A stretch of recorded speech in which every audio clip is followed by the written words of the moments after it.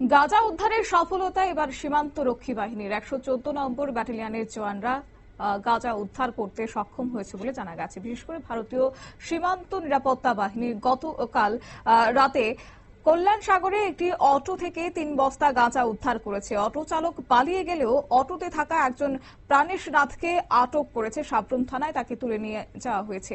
এ বিষয়ে অবশ্য জানিয়েছেন আজ সাবরুম থানার ওসি অপু দাস। কি রয়েছে বিস্তারিত শুনুন।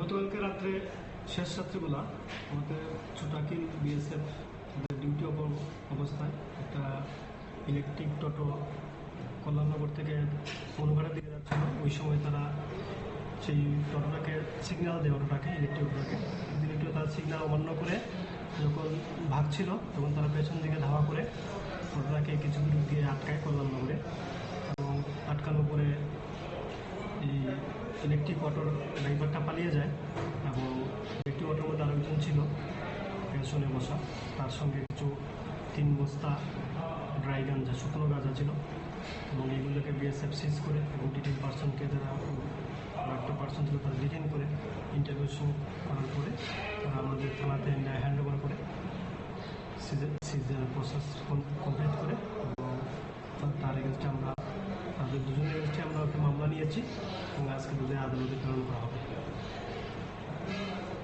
আটককৃত ব্যক্তির নাম কি? যে আটক হয়েছে অ্যারেস্টেড ব্যক্তির নাম পরেশ দাস,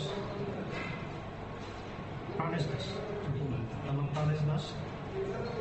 আটক গ্রেপ্তার ব্যক্তির নাম কি স্যার?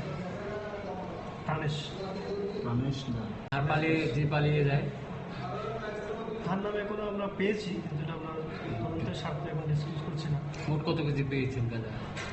৪৩ কেজি ৫০০ গ্রাম। বাজার মূল্য কিরকম? বাজার মূল্য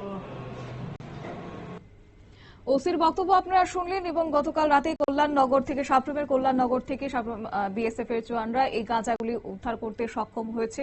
সঙ্গে এক ব্যক্তিকে আটক করা হয়েছে। মূলত ৩ বস্তা থেকে এই গাঁজাগুলি উদ্ধার করা হয়েছে। রয়েছে একটি অটো বাজেয়াপ্ত করেছেন তারা, এবং এই ধৃতের বিরুদ্ধে এনডিপিএস ধারায় মামলা রুজু করা হবে বলে পুলিশের পক্ষ থেকে জানানো হয়েছে। একই সঙ্গে এই গাঁজা কারবারের সঙ্গে কারা জড়িত ছিল তার খোঁজে এবার নেমেছে সাবরুম থানার পুলিশ।